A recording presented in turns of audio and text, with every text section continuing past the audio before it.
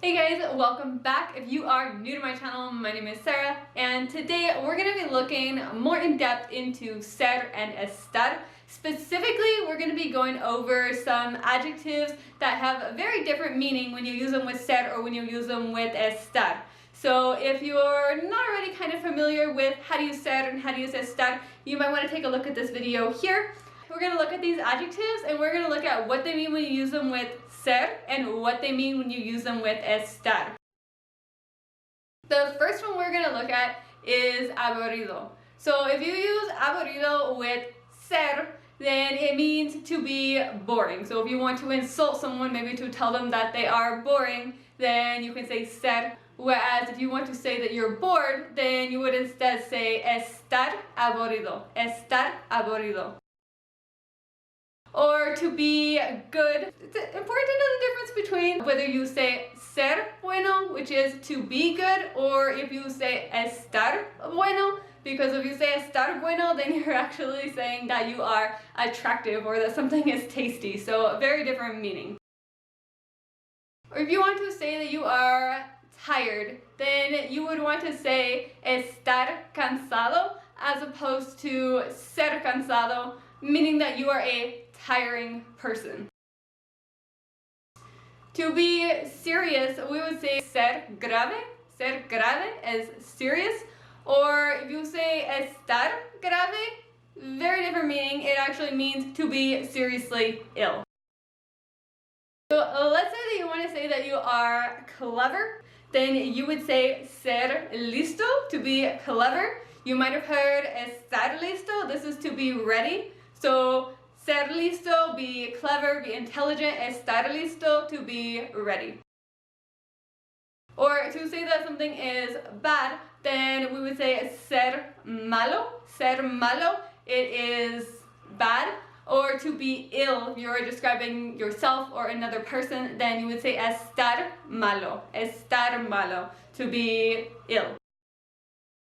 You can also describe someone if they are conceited or vain. So you're saying ser orgulloso, and this means to be conceited or vain. Whereas if you say estar orgulloso, then it's a little bit different. It just means to be proud. So changing from estar, which is to be proud, estar orgulloso, or ser orgulloso, it means to be conceited or vain. So be careful here with the difference, because with one way, of course, you're going to be insulting another person.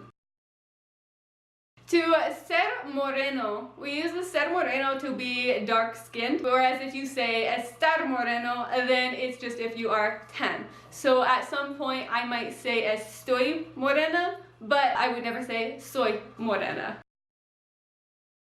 Or the opposite, which I can more closely relate to be pale, you can say ser pálido, or estar pálido, which is estar pálido is like to be temporarily pale. So if you are embarrassed or if your face is flushed, then you would use estar pálido versus ser pálido, which is to be light-skinned. Like I would say ser pálida because I am light-skinned. Or to be heavy, if something is heavy, then you would say ser pesado, and that is heavy. Whereas if you use estar, very different, you're actually going to tell someone that they are annoying. Estar pesado is annoying. Another very important one to know, ser rico, you use it to be rich.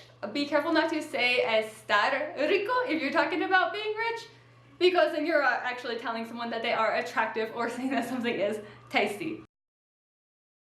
To be safe, we would say ser seguro, and that would be to be safe. Whereas if we instead say estar seguro, we're now certain instead of safe. So if you want to be safe, ser seguro, or to be certain, estar seguro. Now, if you're talking about color, like to say that something is green, then we would say ser verde.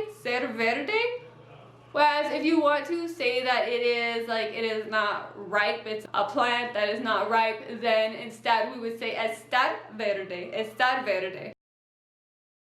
If we are are describing someone as old, then we want to say ser viejo, instead of estar viejo. If you tell someone estás viejo, you are actually telling them that they look old. So be careful to use the right one. Ser if someone is old, estar if you want to insult them and tell them that they look old. Alright, so that's it for ser and estar. If you haven't already watched the other ser and estar video, make sure to take a look at that so that you can get a better idea of how and when to use these two verbs.